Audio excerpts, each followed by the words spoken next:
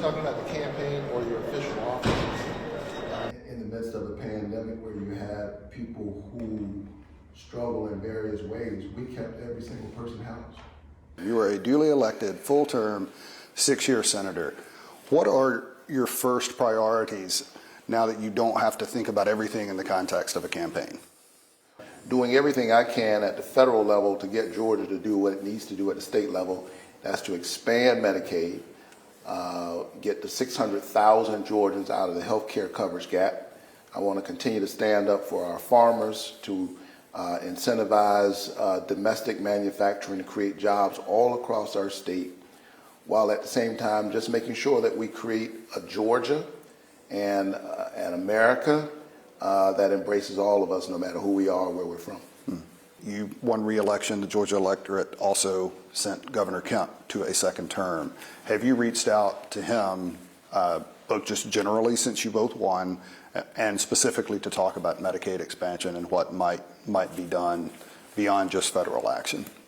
He and I have talked, and I'm certainly open to that conversation. It's something I've thought about a long time.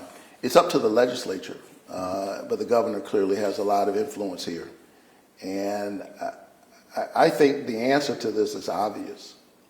It's obvious that Georgia ought to expand Medicaid. I mean, it's really obvious. And the only thing that gets in the way of that is politics. It's a drag on the economy, by the way.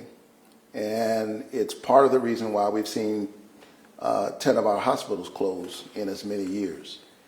I certainly have done everything I can to incentivize it. When we passed the American Rescue Plan, I literally secured billions of dollars for the 12 non-expansion states, including Georgia, to incentivize them to expand Medicaid. Our legislature sadly left all of that money on the table, and 600,000 Georgians in the health care coverage gap. And by the way, the Georgia taxpayer didn't get a tax cut as a result of that. When we refuse to expand Medicaid, we don't get a tax cut in Georgia. We simply incentivize health care coverage in other states. I don't see how you justify that. It makes no sense. What are your relationships like with Buddy Carter and some of the other Republican members? Well, I work with Buddy Carter and others to keep the Savannah Combat Readiness Training Center open. Remember, President Biden thought we should close it. His budget would have closed that center. And I thought it was the exact wrong thing to do at the wrong time. Number one, I think that center is important to our national security. There's training there that happens that I think is so very important. And I'll continue to work with all the members of the Georgia delegation to keep our ports strong and open. It's so important to addressing issues around supply chains, which is connected to rising costs. I'm glad we were able to loosen up $8 million to keep to strengthen the work in the Savannah port.